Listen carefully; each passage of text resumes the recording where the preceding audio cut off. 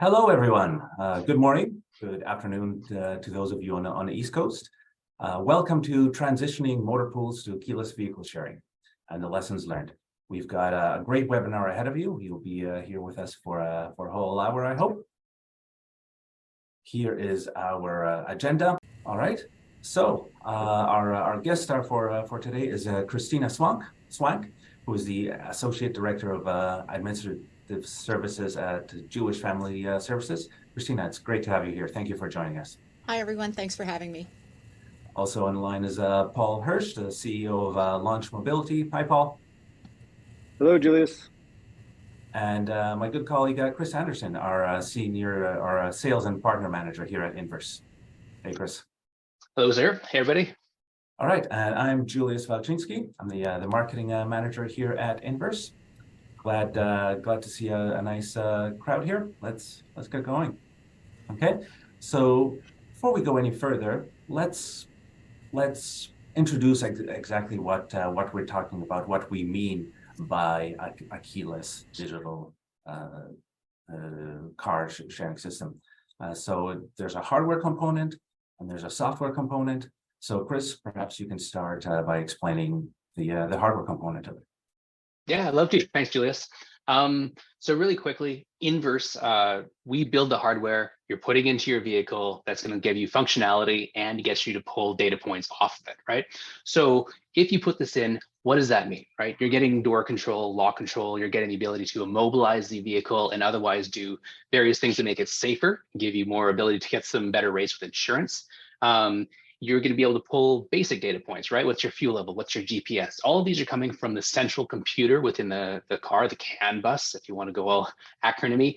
But you can also get a lot of fun value adds out of it, like the security, right? Because insurance likes to know, did you put the door locks up? Did you roll the windows up? Are you parked in some safe location? And they tend to give you better rates. So always very useful to have these kind of data points. And then there's just some really fun, nice to haves, like there's driver behavior, there's damage detection.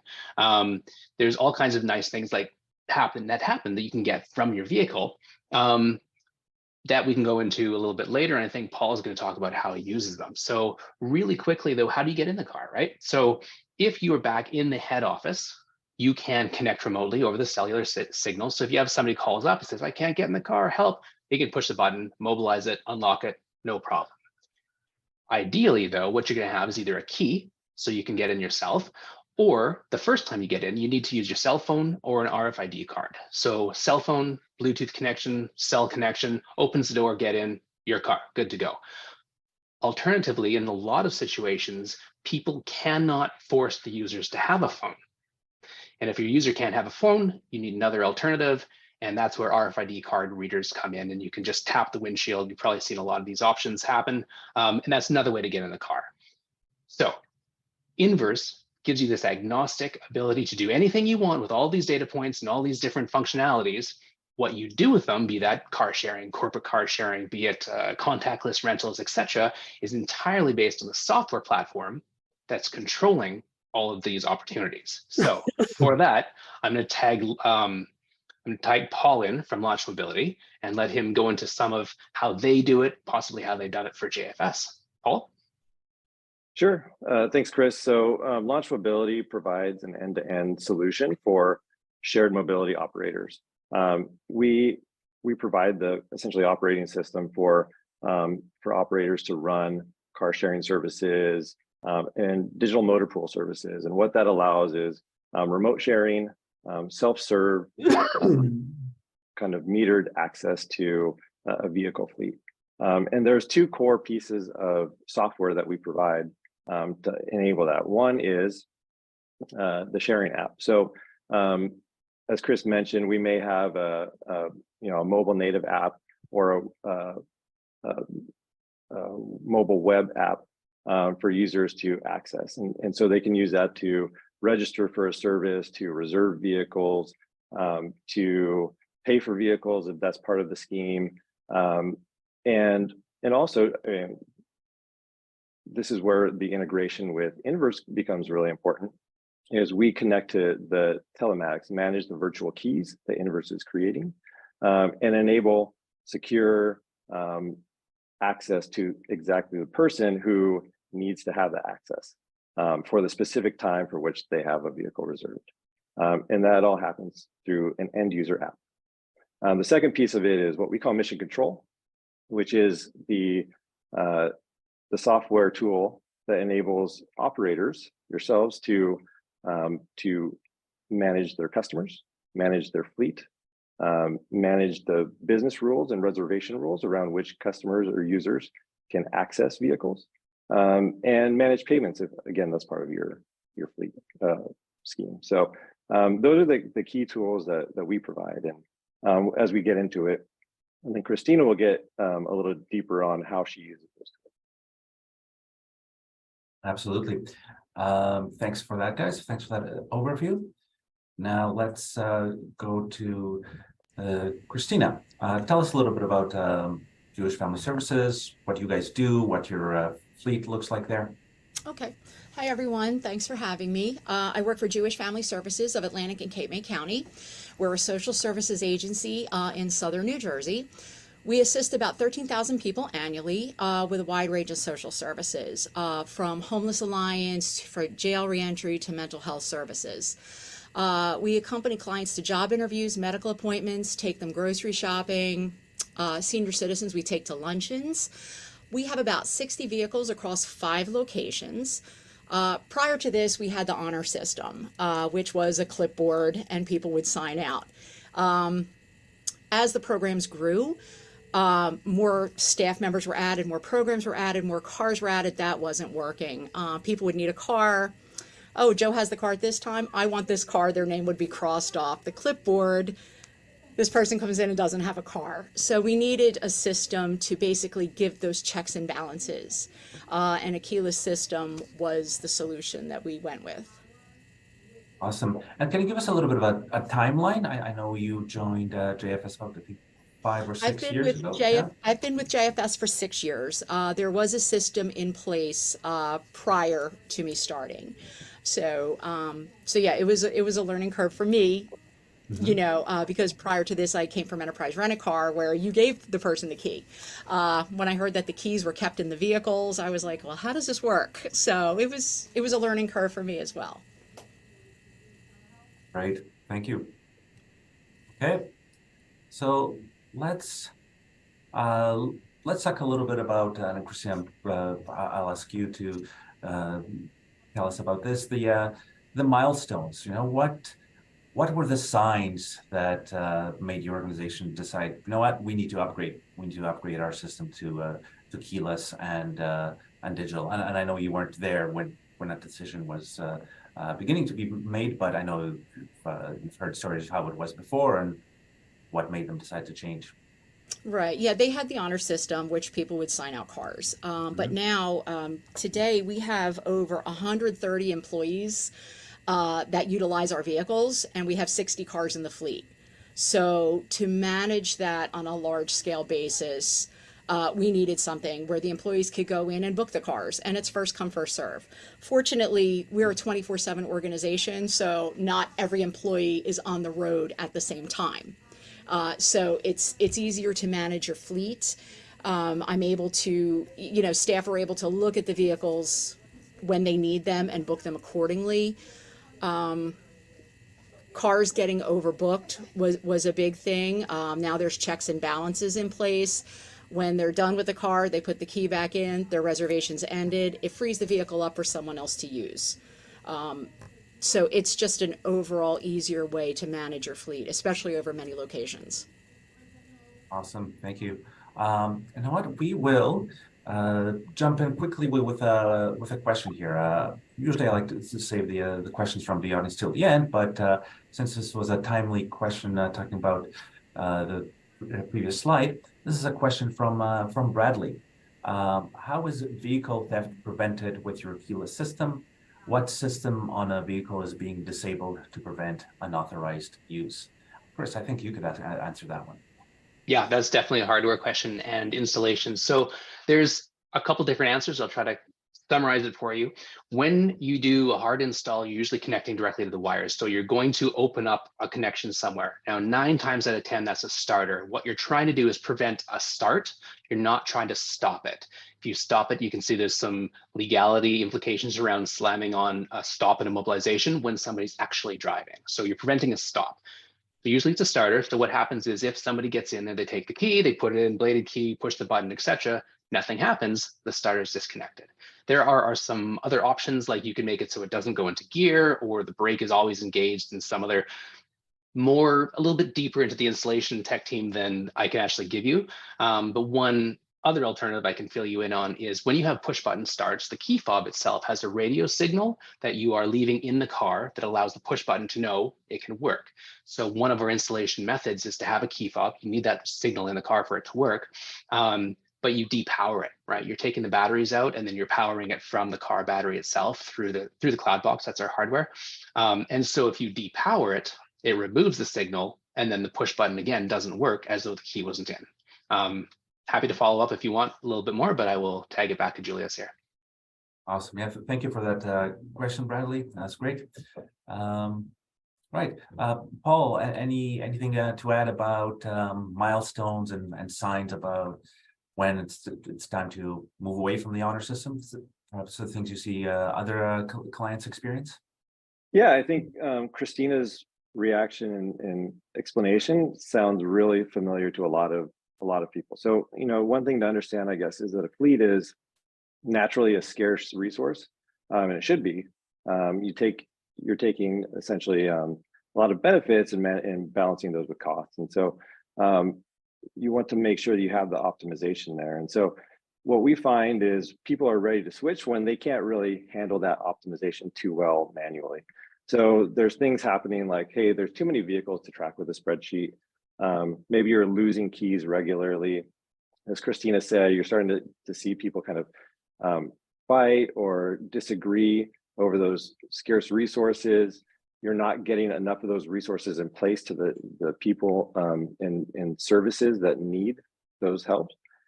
Yet you look at your utilization, which you may not be able to measure in a manual way, and see that, hey, there's vehicles that should be available and we're not getting the utilization that we need. We need some method that helps automate the distribution of this utilization. And that's oftentimes when people make the switch. Another thing that we see is there's multiple locations. It becomes a bear to manage without having good information and moving to a location for every single little thing that needs to take place with fleet, whether it's tracking or maintenance. So moving to a self-serve remote management system makes a ton of sense for managers at that point. Awesome. Yeah, definitely. Fist fights breaking up over taking the newest, hottest car while the old ones sit unused. That's definitely a sign to move to a more robust system. Kefinitely. Okay, so we started touching on this already. So let's continue this conversation about benefits of switching to keyless. But first, I would like to hear from you, the audience. What we do is to provide a few things to help optimize those processes. So being able to collect information, for example, photos via drivers at the beginning or end of a reservation. So that helps with some of the responsibility and physical checking. Being able to collect information via telematics like Inverse to know what mileage is without having to go and check an odometer. Being able to, for instance, automate service buffers so that managers can easily plan around physical checks. All right, let's give this poll another few seconds. 3, 2, 1. All right, yeah, always somebody sneaks in at the last moment. So you guys should be seeing this. Yeah, you're right, Paul. Regular intervals based on mileage. Over half of you use that. Quite a few use some specialized maintenance software too. One person uses other if they want to share what that other is via the chat or the Q&A panel. That'd be great, right? Regular intervals based on mileage. It's no surprise that's the winner. I guess it's reliable, but the issue there is sometimes something can happen before the regular interval, and it'll be nice to get an alert to it before then. Or sometimes you get the regular interval and you find you're kind of wasting your time because there's nothing wrong with the car. Vehicle maintenance, monitoring, asset management. Christine, tell us how did it look like before you had the keyless digital systems? What were you guys doing, and how did switching to a new system change things? Right. Prior to the keyless entry system, we would physically check all the vehicles for the mileage intervals, which means a person had to go out to every location, whether it was weekly or bi-weekly, and record the mileage, which is a big part of your day with 4 locations in a wide expanse of southern New Jersey. They're out for the day, just recording mileages. With this system, I can log on to Mission Control. I have a spreadsheet that I use. That's just what I prefer, but I can log on to Mission Control, check the mileage, look at my interval sheet, and decide when the vehicle needs to be taken in for service. So it's a big help. It literally takes me half an hour to go through all 60 cars to look at the mileages. The GPS location is great. If there is a breakdown, I'm able to pull up the GPS location on either my dashboard or on the Inverse app and pinpoint the exact location, and I could send a tow truck driver or roadside assistance to help my driver that's stranded. I also get a low battery alert, which is very helpful because we are a 24/7 agency. So it helps me if I look and I see that a battery is dead, or if it doesn't show up on the satellite, I know the battery is dead.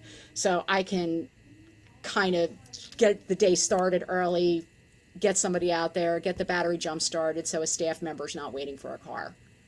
You said it takes you about half an hour to look at all the mileages. How long did it take before to check 60 cars on 5 different lots? Oh, you're out all day. Yeah. That was your day. In the New Jersey weather, so in the winter sometimes. Oof, yeah. Exactly.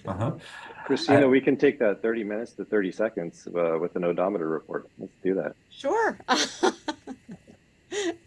Awesome. And speaking of odometers, or no, this is about fuel consumption. So the one person on the poll who said what they use to check maintenance. Kevin says that we use fuel consumption to trigger service. So that's interesting. Thanks for that input, Kevin. And Chris, I know you had some thoughts on vehicle GPS that Christina mentioned here. Yeah, well, just one of the things that I find very interesting about it is like people don't always park in the right spot. So you can figure out where they are. You know, if they didn't bring it back to the right lot, you can use geofencing for tagging when things are in. And I think this is probably revolving around the story that Christina was talking about that relates to safety and what happens if you have to get out of the car. But I'm going to butcher the story if I tell it. So I am going to tag that one off to Christina. Okay. Great. And this is the next slide about the employee safety and perfect and security and satisfaction. But yeah, let's tell us a little bit. First, Christina, maybe you can tell us a little bit about your safety protocols. Okay. Well, we do have safety protocols because we are a social services agency. So we train our employees that safety is paramount. So there may be some clients, and it does not happen often. I've been here 6 years. I know of one instance where it's happened. An employee was driving a client, and the client became elevated in the car. We train the employee that if a client becomes elevated and they can't de-escalate the situation, they pull the vehicle over, ask the client to exit the vehicle. If the client refuses, we tell our employees, then you exit the vehicle and get to safety. We tell them it's fine. I can immobilize the engine. You know, if you can take the keys, great. If you can't take the keys, that's fine. I have a spare key, but I can immobilize the engine. The car won't start. And I can just go and retrieve the vehicle through the GPS system. And what happens in that situation, Chris, when you have to leave the vehicle? Well, I mean, this kind of ties back into what Bradley was saying, was like, you don't want to just leave your vehicle somewhere that potentially is a dangerous part of town or just you do have a key in there, potentially. And so the ability to immobilize it and then to find it and then maybe to be able to get back to exactly where it was, if you're communicating with different people that weren't in the car when the event happened, it just brings a situation that has a lot of gray area and a lot of loose ends into something that's very focused. You know exactly where it was, when it happened, you have control over the vehicle remotely, and you can access it. So, I mean, in the instance that where Christine was saying, okay, so let's say you get out of there with the key. Well, how does the next person get it if the key is somewhere else? Back from mission and control, you can just push a button, you can unlock it, and then hopefully if it's push button start, away you go, just take the car.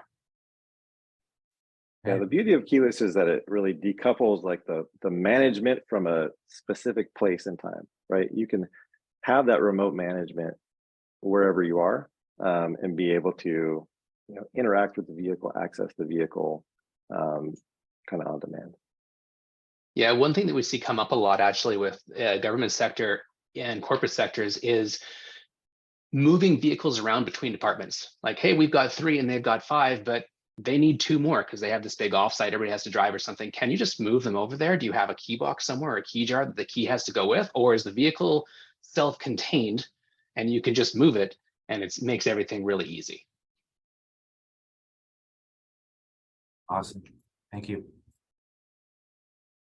So let's talk a little bit about the results. Christina, any specific facts, figures, time savings, costs? We already talked a little bit about the time savings down from full day to 30 minutes, and now Paul is promising 30 seconds. But any other concrete results or even anecdotal results you can tell us about? Yeah, well, we were told, because obviously there's a cost with everything, especially when you're moving to a new platform. Like I said, we started this program just to keep the checks and balances in place and to better utilize the fleet as the agency grew. But we saved in the first year transferring over between reimbursing drivers for drive time, mileage, parking, and tolls. We saved over $10,000 in the first year just in reimbursements alone. With the telematics, yes, our insurance costs were lowered. So it's just a win-win. The staff like it because we have so many locations and they can book. It's a first come, first serve. So they tend to book in areas closest to their homes. So they have a shorter commute. Like I said, my maintenance is great. Like it takes me less time and I'm on top of it more. And the employees get to pick their own cars. They like it. They, they get to choose, like I said, first come, first serve. So if that new SUV is sitting there and they're the first one to get it, then they get it. So Christina, I'm curious, is that $10,000 across the program or is that $10,000 per vehicle? No, it's across the program. Like in the first year, we noticed a $10,000 savings because employees would submit their drive time mileage for reimbursal. And the first year it was a $10,000 savings. Excellent. Nice. I was going to say, speaking of savings, another thing that comes up is like we were talking about earlier, like somebody will take the car all day to use it for lunch, right? And so the idea is that you can much more efficiently have vehicle utilization because maybe somebody needs it in the meeting in the morning and that doesn't conflict with the lunch appointment. And then you get 2 uses instead of 1 for that car. I mean, have you seen that a lot? And maybe my question to that is, can you reduce the fleet or does that help you have some numbers about increasing the fleet, or how has that affected your project?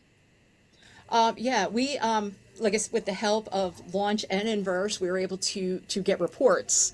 And I will get, like I said, certain days and certain times of the week, everybody's looking for a car. Everybody's looking for one. So I have to look and see. The great thing about this system is no one can double book a vehicle. So that saves time. But just like looking, I'll get calls from people. Well, I'm standing in the parking lot and all these cars are sitting. I can log on to Mission Control and see when they're booked, when they're supposed to go out. If the car's sitting, we have a 30-minute grace period. So if they're not in their vehicle within 30 minutes of their start time, they lose the car. It just goes into the pool for someone else to grab.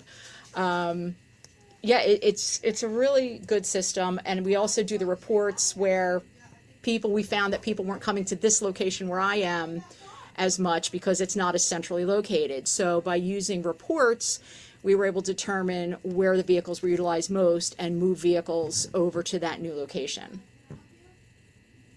Awesome, thank you. We have a bunch of questions coming in, so that's great. Very engaged audience here. I will save most of them for the end, but I will ask one right now.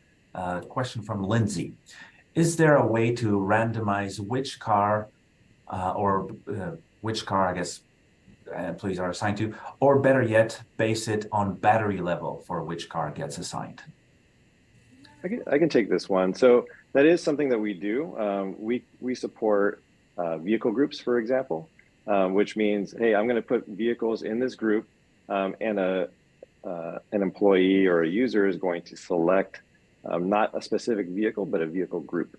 And then how the availability is metered out from that vehicle group depends on a couple of different algorithms that we can apply. One is, yeah, I want to balance utilization across this vehicle group. So I want to make sure that all the vehicles get the same amount of usage or as close to it as possible. And that's something we can apply. Or rather, I want to optimize for the biggest kind of holes in the availability schedule, making sure that I leave as much time as possible available for other users. And so that's another way that we can approach it. And I've played around with a couple of different items there. So there's lots of ways to control. We actually do typically, especially for motor pools, recommend having some vehicle groups so that customers aren't coming in and saying, hey, I want vehicle 1, 2, 3, 4, and I'm going to be upset if I don't get it, right? It's more of the kind of traditional rental car approach where you say, hey, you're going to get a sedan, a mid-size sedan, you know what to expect, and don't worry, it's going to get you where you need to go. And that applies for some services, not all. Awesome, great, thank you. Go ahead, Chris. Just a really quick add to what Lindsay's saying there when Paul's filling in. Sometimes that question comes from when you install this hardware, there's a parasitic draw from it that pulls the energy out and kills your battery. Sometimes it's down to 2 or 3 days. Usually it's about 2 weeks. We put a lot of tech into it. So ours is up to around 3-4 weeks before the car dies. But that's another consideration when you're looking at this, is how fast it's going to drain your battery if it's sitting in a lot. So just the specific battery part, but otherwise I think Paul's got like this whole world of load balancing, which is way better. Yeah, and we provide alerts to solve exactly for that, Chris. So so a vehicle is getting, the 12-volt battery is getting down a little bit lower. Let's send out an alert and make sure that the manager knows something needs to be done here to take care of that. We also have the ability to kind of set reservation boundaries. So imagine a vehicle does have a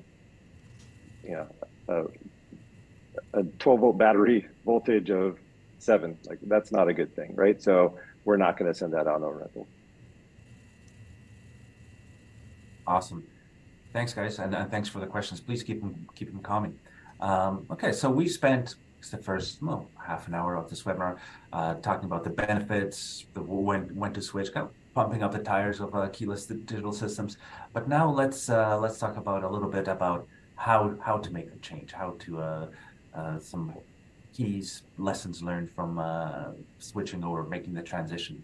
And let's start by talking about how to help the employees manage the change.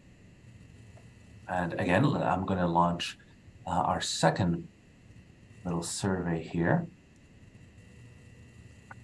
So, challenges with managing employee change in your fleet. What are your biggest challenges, your biggest fears? Is it increased monitoring? New system just means new headaches, new complexities, constraints on vehicle access, which we talked about. It's mostly a benefit, but some employees might see it as a negative. Having to use an app, keys might be a pain, but they're pretty basic. Using an app is a little bit more complicated, or perhaps there's another challenge that you see. And Paul, what kind of fears do you see from clients?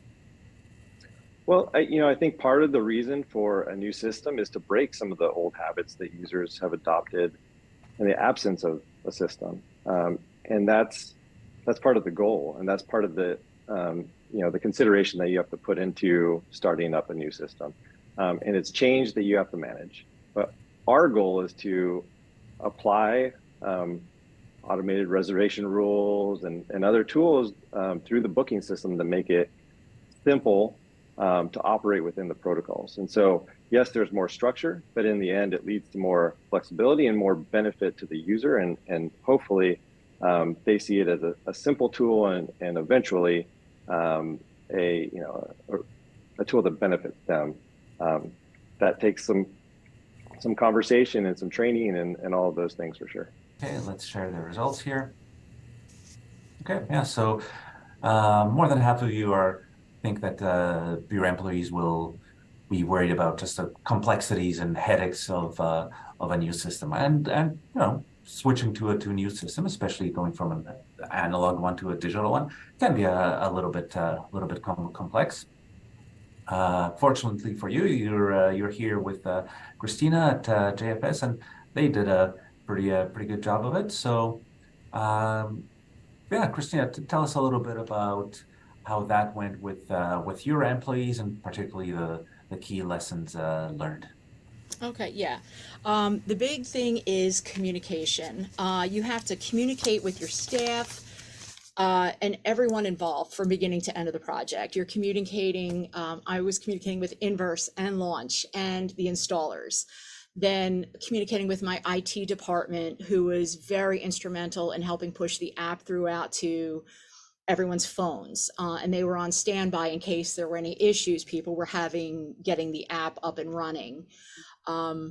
Training on the app, we had staff meetings where I put out emails with email hacks and screenshots just to kind of give staff like these little helpful hints.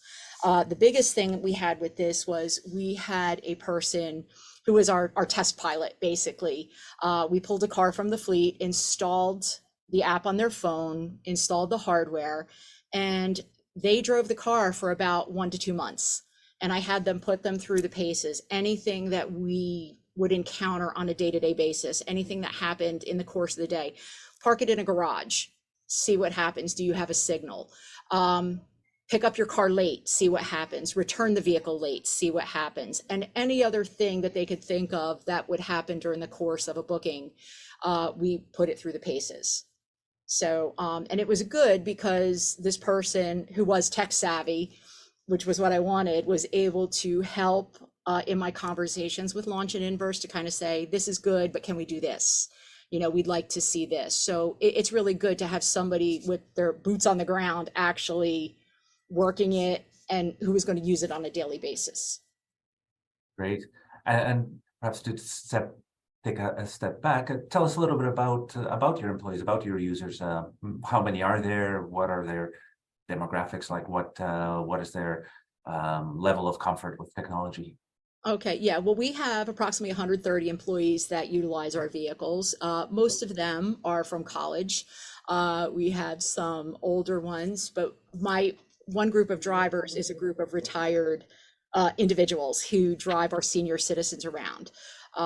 They're the least tech savvy, so that posed a problem, but just training, sitting there with them with the app and going over things with them. If they were still having issues, I'd walk out to the car with them and say, okay, show me what you're doing. Let's walk through this together. And they finally get it. Mm-hmm. I like your idea of the beta tester, the internal champion, right? Having somebody on the inside, so to say, on your side. That's great. We'll take a question from the audience here. One from Chris. Curious to know how JFS prevents an employee from monopolizing a car for long periods of time. So now that's less of an issue now that you're on a digital system and not just somebody taking the key and taking the car for a long time. But I guess there should still be some, I don't know, with many more drivers than cars, it still needs to be some sort of policies about how long to use a car. Yeah, that's a good question. Thanks for it. Yeah, we have policies in place for our staff. We tell them to book the vehicles for only the time that they know they're going to utilize it. We say maybe give yourself an hour grace period just because you want to gas up the vehicle and get it back to the lot. We're at the Jersey Shore, so traffic is going to increase threefold within the next month. So I always say get yourself enough time to get it back. We do have staff members that are on call. So they utilize a booking procedure, which is a 24-hour clock. Our parameters for those folks is 4 days. So they can book 4 days max, but that's only if they're on call. Anyone else has to book the vehicle for the times that they're using it. I monitor it by going onto the dashboard and I look at the reservations for the day. And it's great when you look on the calendar because if somebody has a vehicle booked for multiple days, it's a long solid line by that car. So you can kind of check, and then I kind of get with their supervisor and find out why they need the car for that long. Interesting. All right. So the technology has enabled you to have that oversight and to put those kind of policies in place. That's great. Yeah, Christina has the ability to set maximum, reservation times, even minimum reservation times, all kinds of parameters. One thing that we see some users do is set like a lower reservation time and say, hey, this is the typical reservation. This is how we see people using our vehicles. And then an administrator has the ability to bypass those rules if they need to. And those are, that's kind of a little bit more heavy-handed control, but that's some control that some people need. Thank you, Paul. Thank you, Christina. Yeah, let's get to the final main section of this webinar, how to plan the transition. Okay, so again, Christina, let's take it to you to tell us the story of how JFS planned it, how they did it, and the lessons learned. Okay. From start to finish, it probably took about 6 months, and that was talking to Inverse, talking to launch, setting up, our parameters that we needed. Then getting with the installer and coordinating with the installer. So it's a lot. And then you have to figure we have 5 locations. The installer said, I can't go to all 5 locations. Okay, so the problem is, how am I going to get all these cars into 2 locations? So I had to ground the fleet for a certain period of time. We split it in half. Communication with your staff is key, so they know not to go to this location to get a car. Yeah, so it's about 6 months. Things we learned, if you're in a pilot program and you can afford to have more cars pulled out of your fleet to have some beta testers, do that, because this way you can see how the app interacts with more than one vehicle that's loaded into the system. And I think you'll get a better feel of how it is like managing a fleet through the app and what your employees will see when they manage it and have multiple cars that they can choose from. Right. So you had the pilot with one car for how long? It was about 2 to 3 months. 2 to 3 month pilot, but one lesson learned is maybe you wish you had more than one car in pilot. Yeah. Exactly. Yeah. Chris, I know you got strong opinions on pilots too. I do. In fact, actually, yeah, 2 to 3 months is pretty much bang on what Christina did. What I have found is there are a lot of people like, oh, can I do it faster? I want to launch next month. Well, sure, you can. But here's the thing. You're going to find challenges. You're going to run into things that don't work. And you can either do that during the pilot when everything's controlled, or you can do it live. And I'll tell you which one's a lot easier. The main thing is that, planning is great. You can plan for all the things. You can run all your test cases and everything. It's fantastic until you add users. And they tend to break everything. So like Christina said, all of the things, she's like, what if it's late? What if it's early? What if you come back and you stop your booking and then you walk away and you forgot something in the back seat? Do you have to start a new booking? Can you do that? Is there a grace period? Like, how do all these things work together is the bulk of what's actually happening. So yeah, very much take your time. This where it's important, don't skimp on it. Yeah, I completely agree. I think a lot of what is tested during a pilot phase is really the operations of it. So Christina goes in and she's making certain assumptions about how vehicles will be used in a pool. And and those are the things that she needs to test. And so beyond, having, a number of vehicles in the pool to test, I think it's really important to build up sufficient activity within that pool, within that pilot, so that you're building sufficient utilization. You can understand how much your system can support based on your use case, and ensure that you have the right vehicles in the right place at the right time, even when you find some of those negative cases like misuse or whatever the case might be. So making sure to find that balance of volume of vehicles and utilization is really where you get the most out of a pilot. And Christina, tell us a little bit about all the different stakeholders. So I know there was, yourself and how big was your staff working on this transition?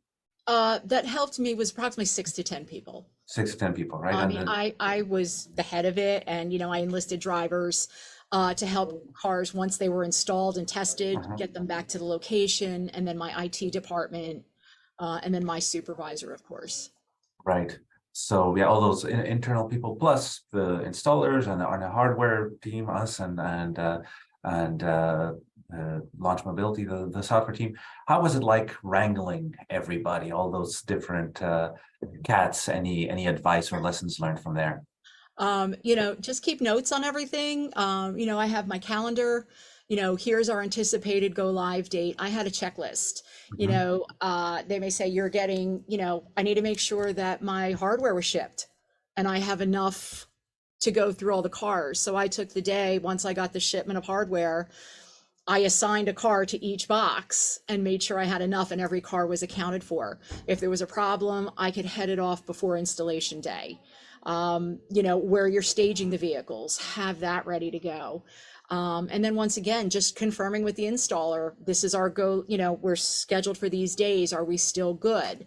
And then communicating with Launch and Inverse. Okay, we're here, we're a go for these days. And then, somebody was on hand from Launch and Inverse on the day of the installation to help troubleshoot any issues. Okay. And finally, our last main slide here, key points to address before starting. And I won't make you go through all of them, but maybe pick out 1 or 2 here that you think are really most important. Yeah, definitely. With our fleet as big as it is, how many vehicles you're going to ground at once?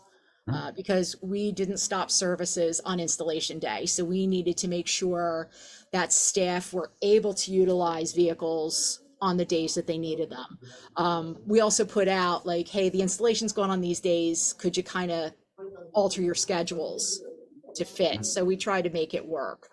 Downtime, the first installations, obviously, if the installer, if it's a new installer and they've never done it before, the first couple of vehicles are going to take a little bit longer, but by day 2, their time was cut in half. So you need to realize and be flexible with your downtime as well, because problems do arise.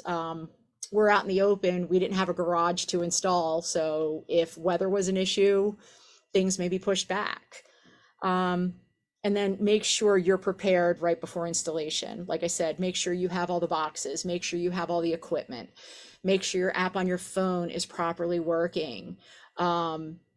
Anything like that, like when you configure the cars through Inverse, make sure your Bluetooth is on. Just little things like that will make your day go a lot easier. Excellent. And so specifically in your case, what percentage of your fleet did you ground at once to? We did half. We did half. 15, yes. So we did 25 one day and then 25 the other day. So the installations took about a day, yes? About 2 days tops. 2 days tops. Okay. Yeah. And what I did was we had the locations with the least amount of cars. I had the installer get those done first, so then my drivers can get those back out to the outerlying locations. So at least they were ready to go for staff to utilize the next day. Excellent. All right, we're almost getting close to the end here. I'm just going to give you a summary of what I thought was the most interesting takeaways here. So, at the beginning, we talked about the time and money and savings, both for vehicle maintenance, insurance, not having to spend so much time to check out odometers, the insurance from having telematics as well. Savings there. The increased employee satisfaction and security. That it was interesting that you know, I guess there were these fears of a more complex system initially, but once the system was working, people like the you know, the ability to reserve their cars and not have to fight or argue over them, and being more secure and having the option to leave the vehicle in an unsafe situation if needed. Finding the internal champion / beta tester, I thought that was a really interesting takeaway for the pilot project and helping employees transition. And then, you know, you kept saying it several times, Christina, communicating often through different channels with partners, and I would also add with all stakeholders, right, with users. So yeah, those were my key takeaways from this. And then right before we go to the Q&A, we'll do just a very short commercial break. Paul, anything you want to say about launch that you haven't said already? Well, I guess I'll make an invitation. So if you're interested in learning more about keyless fleets, let's start a conversation. Feel free to reach out to me or Nick at launchmobility.com. And we're happy to have that conversation. We work with some of the most forward-thinking brands in mobility. We have years of experience on the operation side that got us into the technology side by seeing a big opportunity in the market. We're bringing best practices from some of the best fleets in the world. And you know, we have the experience to show for it. Tens of millions of miles on the platform. So we invite you to consider us as a consultant. If you want to just ask questions, we're happy to help however we can, bring some of our experience to the table, and help build a plan to get the most out of your fleet. Thank you. And for contact information, if you don't have it already, within a couple of business days, I will be sending out an email that should have a link to the recording, and also include contact info for Launch Mobility and ourselves there. And Chris, a little bit about our stuff. Yeah, I try to keep it fast. Again, Inverse builds the hardware you're putting in your vehicle that allows you to control it and get data points. A couple things that we've done in the past year that I think are really exciting. We put together driver behavior. We now have damage detection that with a 95% accuracy will automatically tell you where you got hit and when, which is really nice if you want to know that. And last month, we actually won the Innovations Award in shared mobility. So that was really cool. It was because of our fleet sharing opportunity, which is the ability to say, hey, my vehicles are not being used on Saturday and Sunday or whatever. I will take a portion of them and put them somewhere else in a different thing and try to get some value out of them. So you can actually mix and match. So really cool. Bottom line with Inverse, we have spent 3 decades perfecting telematics. So instead of you guys wasting your time with support calls, you can focus on running your business. And there's some of our customers. Awesome. Okay. Let's get to what I always find the most interesting, most exciting parts of these webinars, questions from you guys. So most of these questions I think will be for Christina, but Paul and Chris definitely jump in when needed. Question from Nick: how diversified is the JFS fleet? Do you have multiple vehicle models or mostly use the same car model? How did this affect the installation process? Okay, yeah, we have many vehicles. We have Toyota Priuses to Honda Civics, to minivans, to Honda CRVs and CRVs and HRVs, excuse me. And we just did Hondas just because our service department recommended them, because they have to repair them and it's easier to get parts. But what we did with the installation, you'll be asked to hand over your VIN numbers and your makes and models of the vehicles prior to installation. So if there was a vehicle that by some chance couldn't be utilized with the system, we headed that off at the pass. Luckily, all of our vehicles were able to have the install with no issue. Awesome, thank you. This would be, I guess, a question for Paul from Tyson. What if we have telematics already? Can you integrate with the major providers?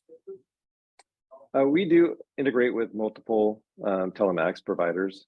So please just reach out and contact us, and we can talk about what integrations we have in place. We are open to doing custom integrations if necessary, and we can have that conversation. Awesome.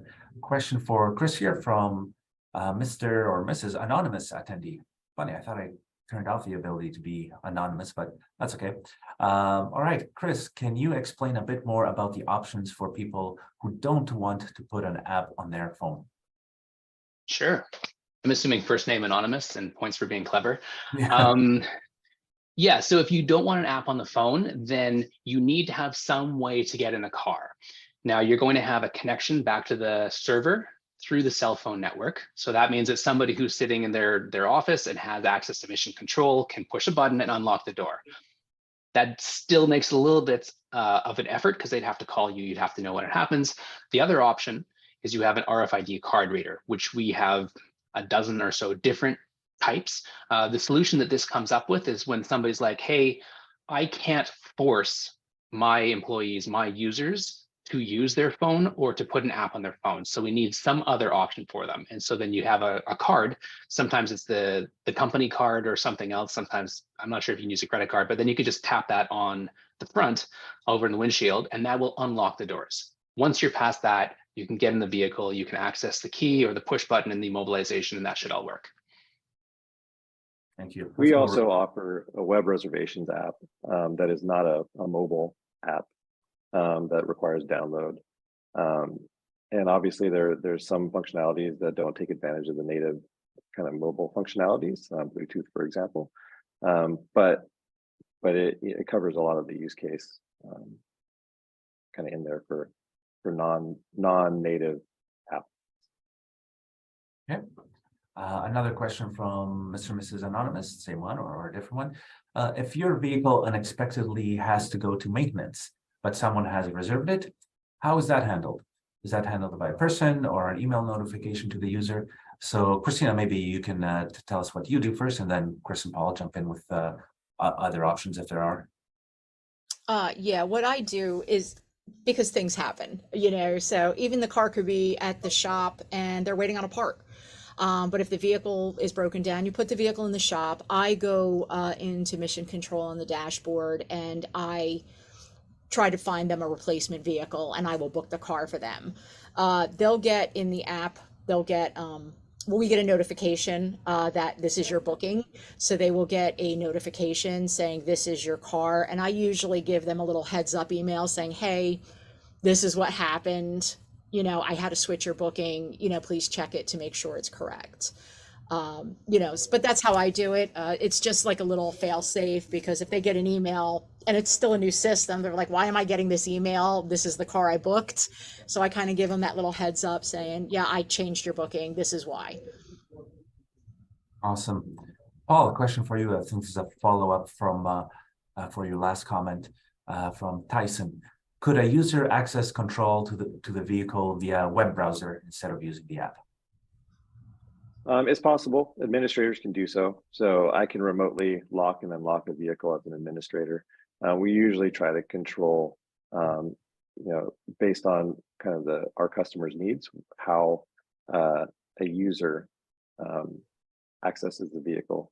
Just because in some cases it may be an open network where, hey, this is the public coming in to use a vehicle. We want to make sure that controls are in place. In other cases, that might not be the case. It might be an employee or someone very close to the kind of a vetted employee. So then we just need to understand that use case, but it is technically possible, yeah. Excellent. So I'll just take a second to explain for Chris, I guess. There are two methods to accessing a vehicle. One is via Bluetooth, which is kind of the native control like through a phone, and you need to be within range. The other one is via SMS, so it goes kind of over the air to access the vehicle. Great. We are at the bottom of the hour. I think we can all stay for another 5 minutes or so, because there's still some good questions on the board here. One from Susan for Christina. What is the current model year ranges of your vehicles? Okay, our oldest vehicle is a 2010 Prius, and the newest is a 2023 Honda Civic. So we run the range. Because we're social services, we get the state has to give us permission to buy vehicles. So we run them until we can't run them anymore. So, but yeah, 2010 is our oldest. Let me jump in there really quick, Julius. There's kind of two answers to this too. You could do a basic install to anything, right? I mean, we do golf carts, we do bikes, we do bulldozers, anything. And that's going to connect you with door locks, with immobilization, ignition to know if the vehicle's on. It's got a GPS in there so you can track it. So you can do almost all the functionality you want with anything. Obviously, it has to have a door locking, power door lock if you want to control it. The second question is if you want to analyze it and be able to pull data points directly from the central computer. That gets a little bit more tricky, but I think we're around 800 makes and models and years. There's no limit on what you can do. It's just a matter of it's a process that might not have happened if you have some unique vehicle or year that we just haven't done yet. Got it. Thank To you. piggyback on what he said, that's where you put your VIN numbers in prior to installation. So they can kind of identify if there's a potential issue. Can you elaborate a little bit on that, Christina? Yeah, well, like prior to installation, I was asked to give a list of our fleet and the VIN number. So it was the VIN number, year, make, and model. So, you know, and then I indicated if any vehicles were push button. So Okay. this way we kind of knew what to do, and I guess give a heads up to the installer. Awesome. Another one from Mr. AA. What size fleet would you recommend a system like this? So we touched on this a little bit when we talked about milestones, and there's probably no set answer, right? It's the size of fleet is part of it, but it's also the complexity of operations, the number of yards. But Christina, maybe you can tell us at what size fleet you guys switched to a keyless system, and Paul and Chris, you can add with input on what else you see in the market there. I know for JFS, like I said, it was installed prior to me coming, the first keyless system. They started out with 10 cars and 30 employees driving them. So as more employees came on, as more programs came on, that's where the old system with the clipboard and signing out the vehicles, it just wasn't feasible because the demand was more than we had. So to get more cars, you needed a system of checks and balances as to who has the car when.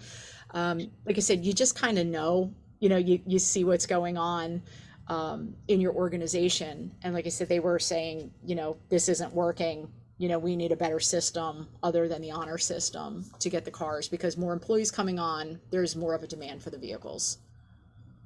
Right. Kevin, I see your question, but we're gonna reach out to you one-on-one for that one. So last question from Anonymous. Where are the keys generally stored in the vehicle? I assume that the keys are not removed from the vehicle very often. So I think that's assuming that you still have keys, which at JFS, I don't think you do, but Christina and Chris, perhaps you can talk about what you do at JFS, and Chris, you can tell about the different options for actually having bladed keys. Yeah, since we have the older vehicles and a lot of them still have the keys, there is a key holder. You're given a key fob that you program, and the keys are kept in the glove box in the key holder. The staff member unlocks the car with their app. They use the keys just like they would use their own car throughout the day and their own car keys. At the end of the day, they put the keys back in the key holder, lock the car, and end their booking. Yeah, and I'll just follow up on that because there's two options, right? There's keyless and there's keyed. If there's keyed, if you have a bladed key, you need that to put in the ignition to start the vehicle, right? If that is the option, you can take it. If you do like a stopover, let's, grocery trip or something, you drive to the grocery store, you take the key with you. It's like your car, right? During the booking, bring the key back, start it up, drive it, replace it into the key holder so that the system knows you've put the key back. We try to prevent keys from going for walks. They're expensive. The other option is a fully keyless solution, and that's available when it's a push button start. And in that case, then the key, you still need the signal push to the car to know that a key is in the car so you can start it. So the key in that case is hidden somewhere within the car, usually under the dashboard somewhere, but it's giving the access. So there's no key access at all. There's no available key to people at that point. Awesome. All right. That was a bunch of really good questions. Thank you. Thank you to all those named and anonymous people who asked them. Thank you especially for Christina for being here and answering all these questions and sharing her stories and experiences. And Paul and Chris, thanks for your input here as well. This was great. Hope to do this something like this again soon. But in the meantime, look forward to the recording early next week. And thanks, everybody. Thank you. Thank you.